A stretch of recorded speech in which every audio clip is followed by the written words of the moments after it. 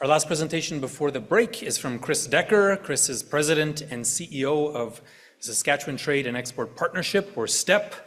Previously served as CEO of Enterprise Saskatchewan and Associate Deputy Minister of the Ministry of Economy. Please join me in welcoming Chris.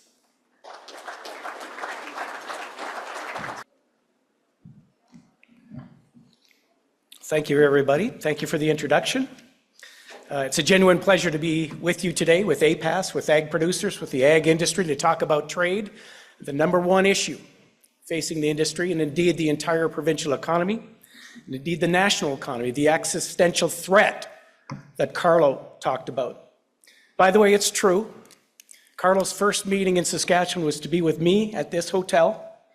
And yes, he accidentally flew into Regina, which doesn't make sense until you realize he's an avid Rough Rider fan. It was great to see Carlo again, albeit via the interweb. Is this the clicker ahead and backward and forward thing? Is that correct? Yes? Perhaps? Maybe? Yes. All right.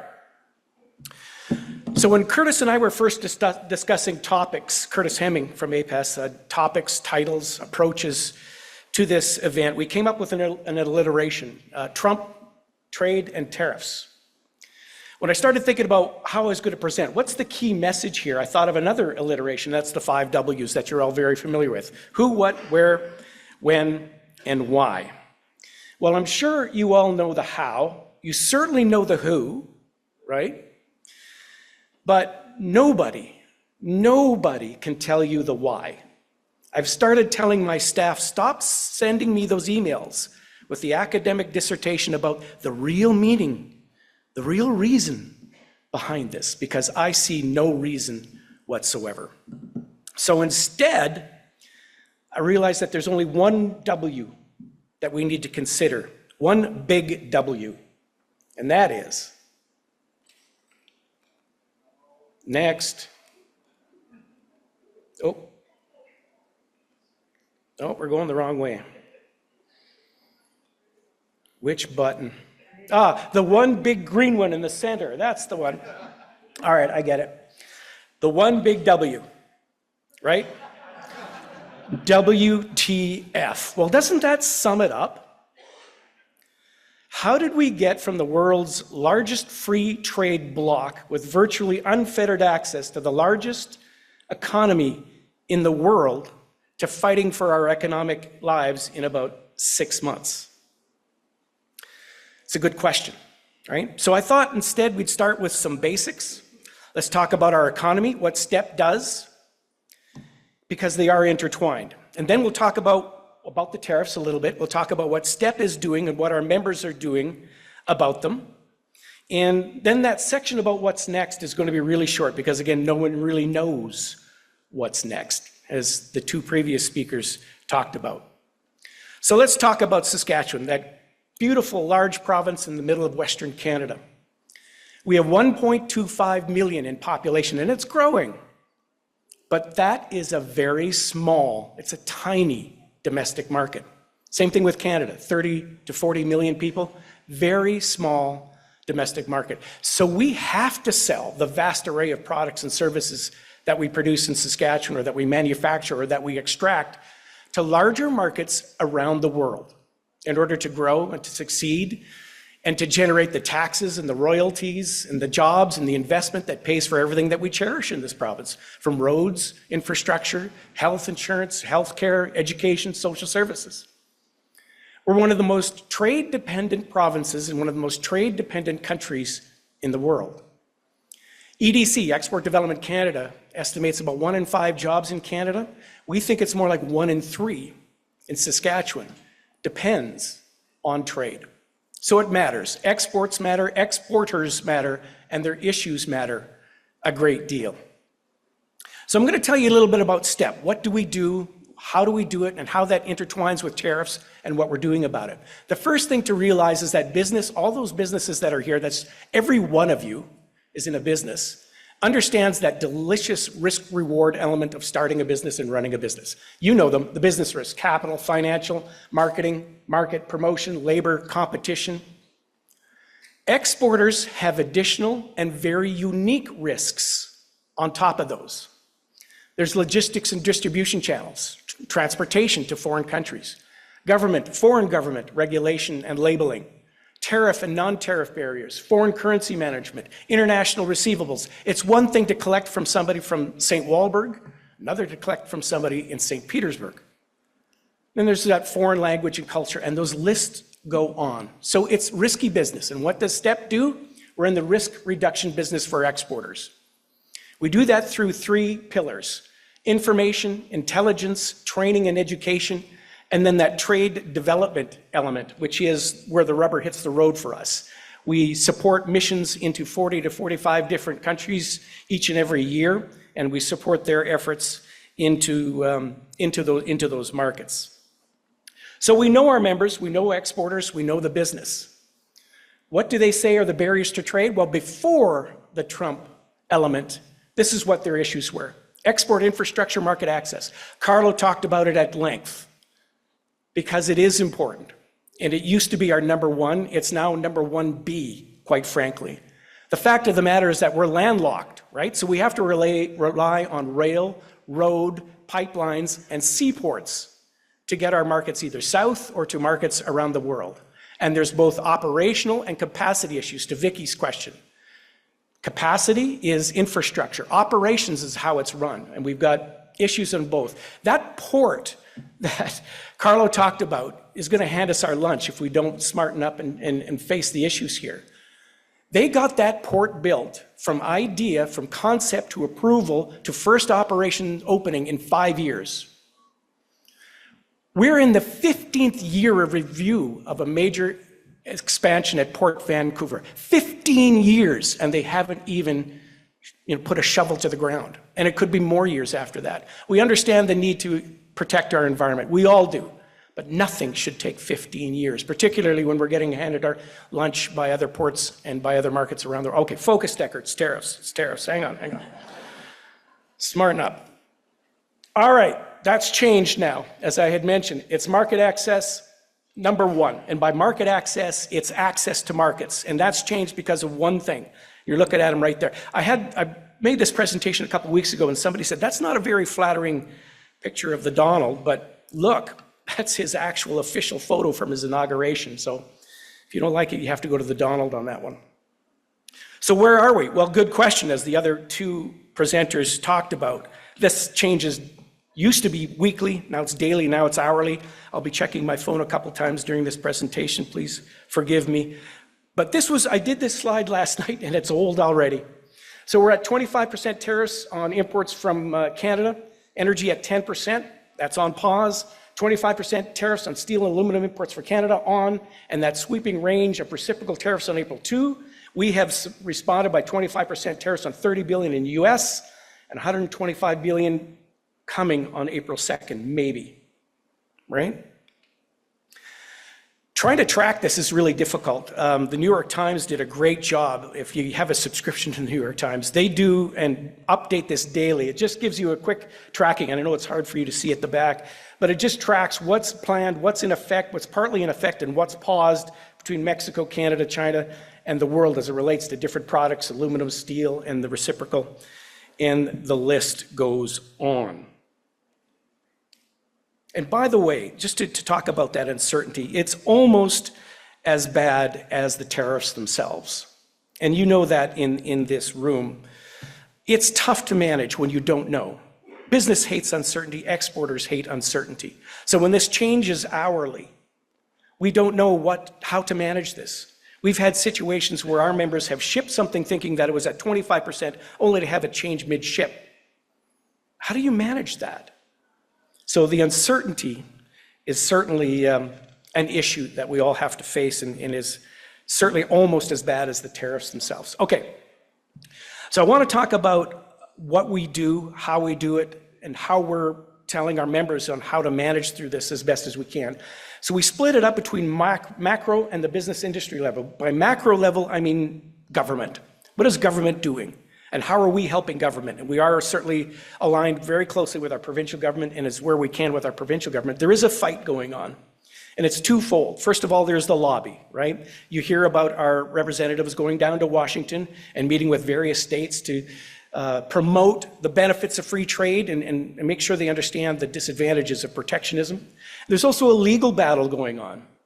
What Donald is doing is not legal, right? I mean, we have a CUSMA, we have a free trade agreement, we have NAFTA that is underneath it. We also have World Trade Organization rules, WTO. None of it is in line with any of that. Problem is Donald doesn't care, right? He's using Section 232 trade expansion issues and International Emergency Economic Powers Act to get around it. But there are legal battles happening. They're happening now, both in the United States and here. They'll go nowhere, or if they do, it'll be years. So do not count on the legal fight. So at the business and industry level, STEP is engaging in a number of different ways. First of all, it's information to our members. That's key, right? Getting as much information, as timely information, as quickly as we can to them so that they can start to manage their products and their transportation and their export efforts around the world. We also do some pathfinding for them and do some specific market intelligence work on their product, where they're sending it and what the impact will be with respect to tariffs. And we're also doing B2B lobbies as well as market diversification. And I'm going to get into that in just a minute. Wanted to let you know that we surveyed our members. What's going on? How do you feel? What are your impacts? What are you going to do? You may not be able to see that at the back there. So we asked, what are your businesses doing in advance of US tariffs? The first observation is that exporters are not sure what to do. This is very unique for them. On the right, you may see that many responded don't know or taking no action, but most indicated that they would be seeking alternative markets and or accelerating shipments to the US. And they're doing that in spades. We have one member who has 85 rail cars across the border in the United States with his product that he's going to fulfill orders from and be able to avoid any tariffs, let alone 25% tariffs. Potash industry is doing that. Many of our members are sending them to warehouses and fulfilling them from the United States. Now that will work for a limited amount of time, right? Depending on how long those tariffs will go on. And then we asked them, what, if the tariffs are imposed, what would you do? Again, many indicated just don't know. But for those who supplied an answer, most would negotiate with their US customers to share the burden of the tariff. So if it's at 25%, you take 12.5 and I'll take 12.5. It really depends on what the domestic substitution is for that product in the United States. If they've got options, that's where they're going to go. If there are some options, but they like your product, you might be able to split at 12.5, 12.5. If they've got no other options but your product, you could pass that price along, in theory, right? All right, I told you about the fact that we are shipping across the border in advance to avoid tariffs. So is the world. We had a pretty average and kind of a not good year in total exports last year, 2024. We're down by about 8%. That's not bad. I mean, we get ups and downs, and we're doing very well at around $50 billion annually. This is year to date in our top 10 products in the first month of January. After that 8% decrease, you could see some really interesting increases across the board. Oil up 21%, potash 23%, canola seed 67%. The list goes on. What's going on? Well, just take a look at China in specific. Year to date, January 25 to January 24, canola seed sales from Saskatchewan up 24%, cake 165, peas 268, linseed 477, and oats up by 797%. What's going on? Well, the Chinese knew that their government were going to implement the tariff, and they're hoarding, right? They're bringing up their inventories so that when it hits, they're not having to pay those 100% tariffs, even if they have to. So it cuts both ways. All right, what else are we doing in terms of the lobby? There's a significant role for business and industry. It's not just government to government. In fact, as was said earlier, business to business has a little bit more emphasis because you're hearing it from the grassroots. So what STEP has done is we have developed what we're calling Trading Places. It's a web-based program containing facts and figures on Saskatchewan's trading relationship with each of the 50 states, some quote-unquote quotes, links to key reports and analysis, guides on how to get yourself through these tariff times, and links to webinars that we have done. And it's all designed to assist our exporters to develop key messages and encourage them to contact their clients, their customers, their supply chains in the US to ensure that they understand the critical relationship and the mutual benefits of free trade. And it's gone up substantially since, I think, December. Activity at that site has tripled. So it's being used. And we're coordinating. We're coordinating with our provincial government through the Trade and Export Development, the Ministry of Ag, with organizations like PNWER, the Pacific Northwest Economic Region. These are states and provinces that have banded together to ensure that there's a mutual understanding of the benefit of doing business with each other. It consists of the chambers of commerce, the economic development agencies in each state, and we're getting together, and believe me, we have allies in the United States. Each one of those chambers, from Montana to Oregon to Washington to Alaska, are totally upset and are against it and are fighting for it. So you should know we have allies. Industry associations, all are wondering what's going on, are doing what they can to help fight this. We're working with the Canadian Chamber of Commerce and other industry associations, and we didn't even mention China yet, or did I?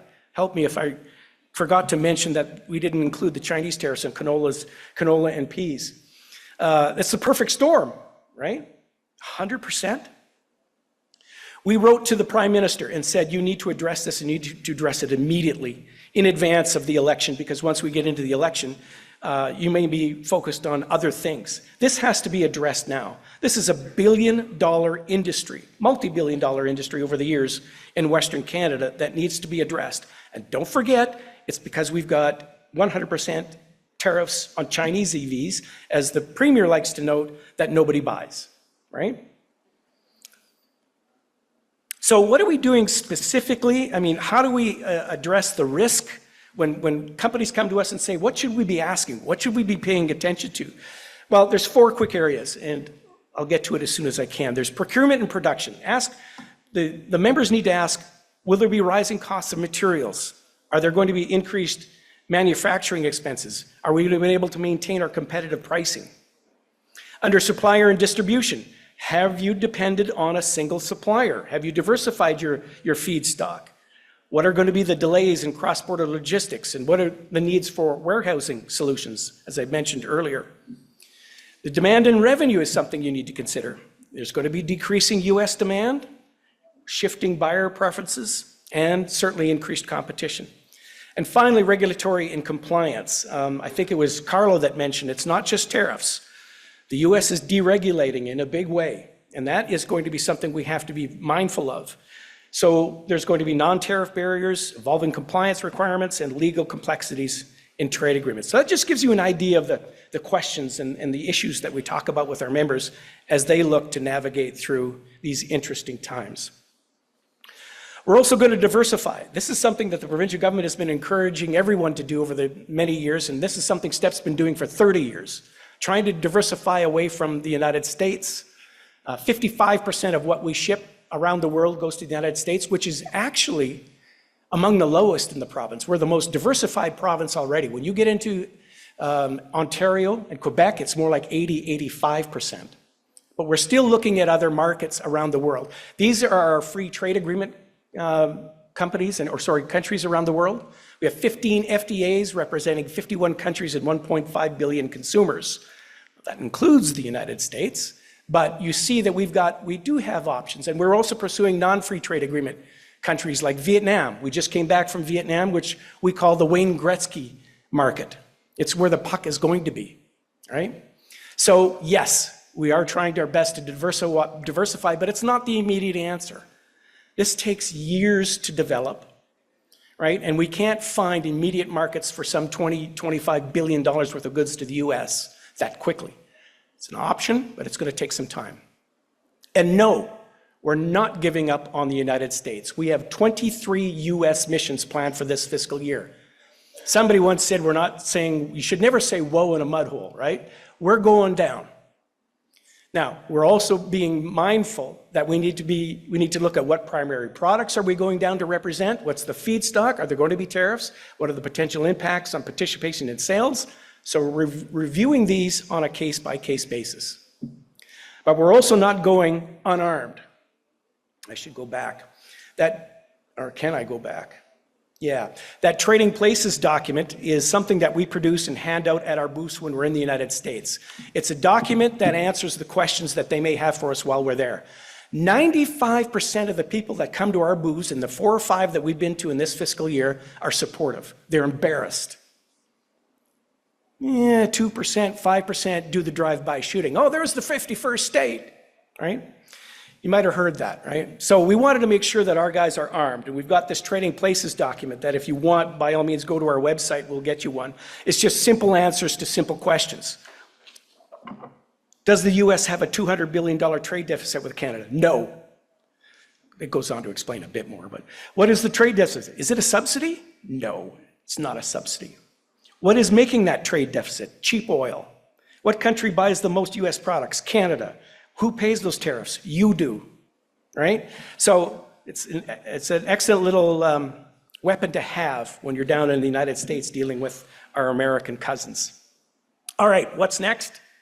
Gonna make it. Good question. But I can't leave you with all that negativity. So when I was putting together this presentation, I came across the very first presentation I ever gave at STEP. No, it wasn't Carlo. I was long before Carlo. But I was bullish on our future, and I still am. Reason is pretty simple, and you know this in the room, right?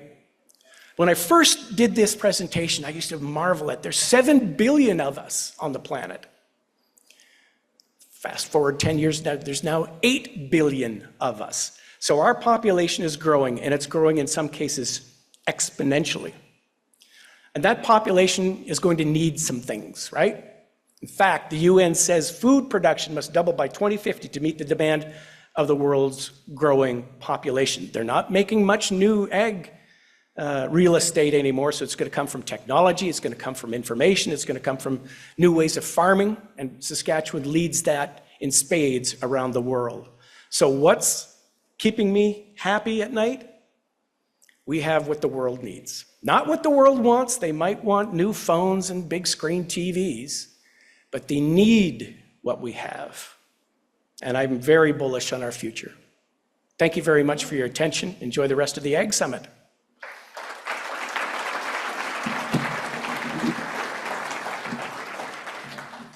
And we're right on time. Yeah, we can take a couple. Do you want to take a few questions? Sure.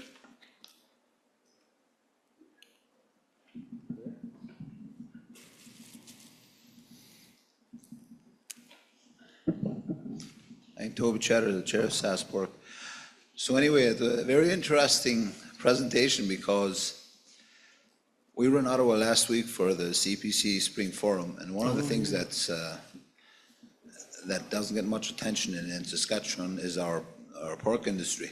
Pork. Yeah. So I asked the executive director of the CPC, that I told him we're having the summit here, what message I can take back.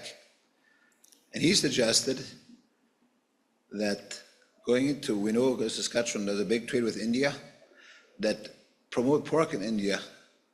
It's usually never been done because of the cultural difference, but he said, but the population in India is not just Indian, there's other cultures there. So what do you think of that concept?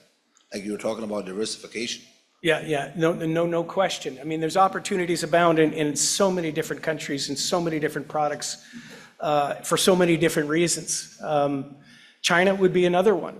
There's an opportunity for that market to be further explored. And you want to talk about strategic thinking in terms of how China applies their tariffs. You remember the blackleg issue, and they're banning 2 of our major exporters of canola seed and other things to China. They did that very strategically because at that time their pork industry was being decimated by swine flu.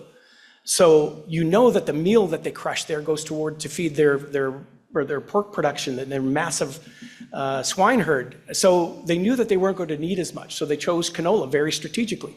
So all of these things come to bear when you decide what tariffs and where tariffs are not going to be placed. And the Chinese are very good at it. Don Connick, APAS Region 3. I'm just wondering why we haven't heard more about the other country that's in the back end of the same boat we are.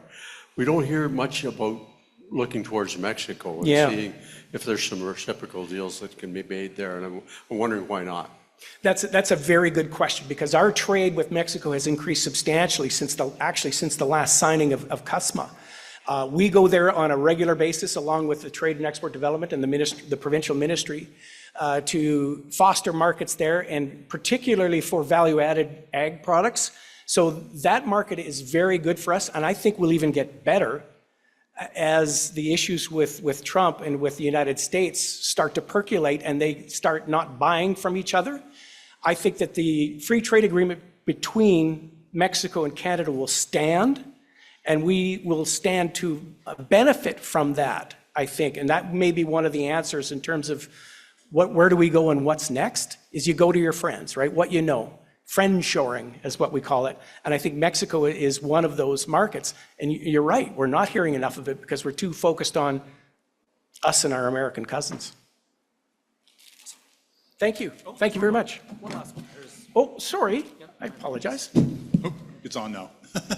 Thank you. Yeah, Len Jacobson, Alberta Federation of Agriculture.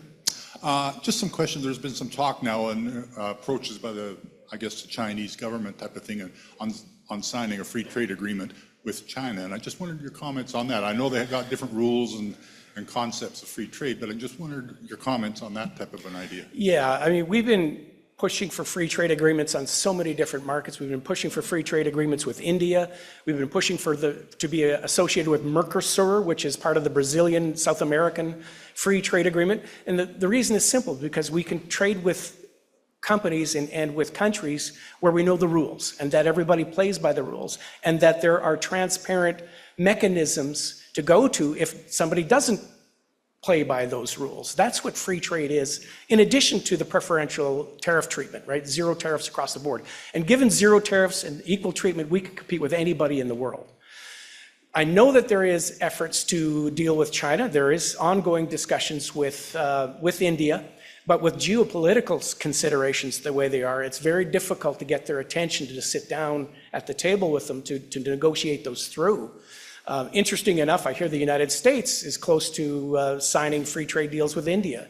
So as Carlo pointed out, while they say we can't go out and get a free trade agreement with China because we're signing CUSMA, they go out and negotiate the same thing. So the geopolitical situation is so complicated, it's just tough to do. It's something we need to do, but it's tough. Okay, again, thank you, everybody.